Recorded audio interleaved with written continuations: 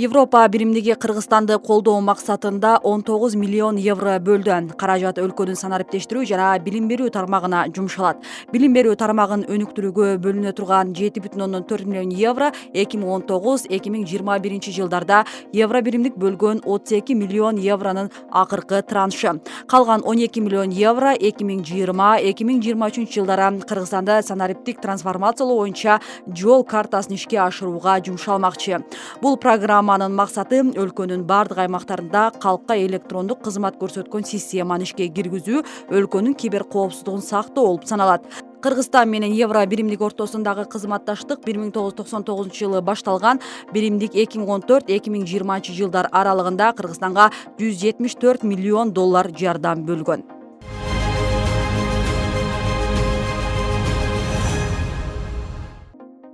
Кыргызстандын ички иштер министрлигинин баңгизаттарды мыйзамсыз жүгүртүүгө каршы күрөшүү кызматынын кызматкерлери россиялык кесиптештери менен жолугушту. Жолугушуунун жүрүшүндө дүйнөдөгү баңгилик кырдаалдын өзгөрүүлөрүн эске алып, баңгизаттарды мыйзамсыз жүгүртүү менен күрөшүү чөйрөсүндөгү эки тараптуу кызматташтыкты, анын ичинен контролдоп жеткирүү операцияларын өткөрүү жана баңгилик кирешелерди легалдаштыруу маселелери талкууланды.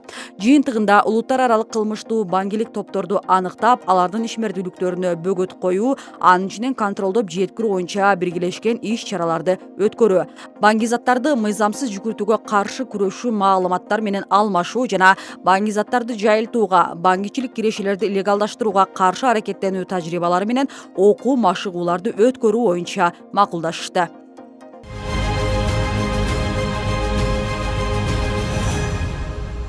Bir-iki ay gana убакыт берип, аны строй площадканы чыгарып салып, курулуш баштап салышкан да.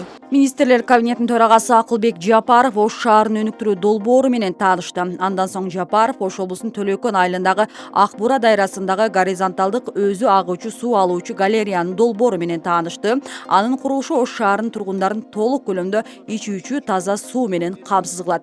Министрлер кабинетинин башчысы белгилегендей, тургундарды ичүүчү таза суу менен камсыздоо маселеси артыкчылыктуу, ошондуктан аны жакын арада чечүү керек. Зарыл болгон учурда кошумча каржылоо бөлүнөрүн кошумчалады.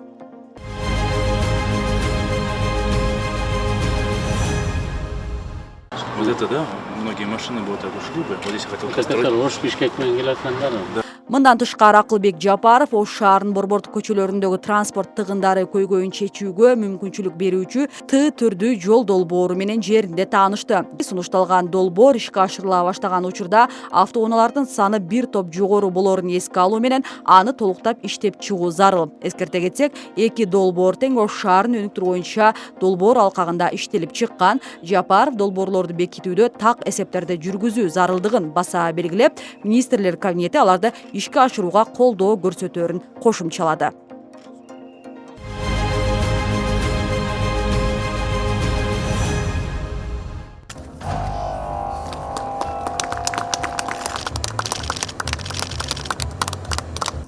Бишкек шаарынын четинде алтын казык жаңы жогорку чыңалуудагы көмөк чордону ишке кирди. Ал бир нече кодуштарды электр менен камсыздоонун сапатын жакшыртат.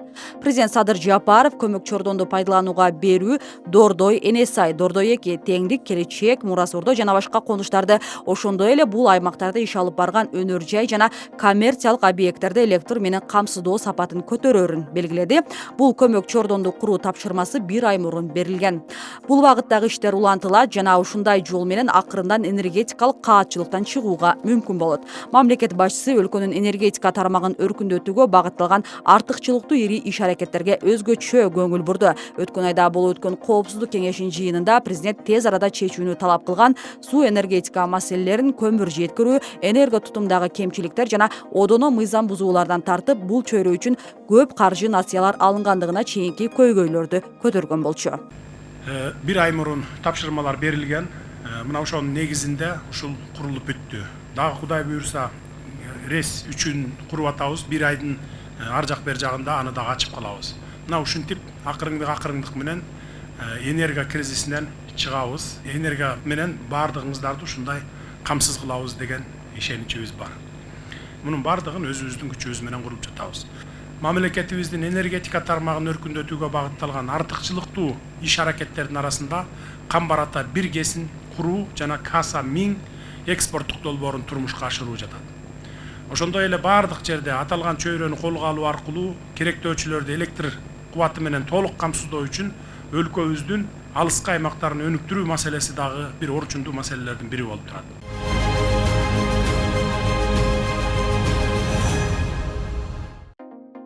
Күрөш боюнча Кыргызстандын кыз келиндер курама командасы дүйнөлүк күрөш уюмунун рейтингинде алдыңкы 5-тикке кирди. Уюм 2021-жылы күрөш чеберчилигин ийгиликтүү көрсөткөн курама командалардын тизмесин жарыялаган. Анда кыргызстандык балбаңыздар 4-чү сапка жайгашты.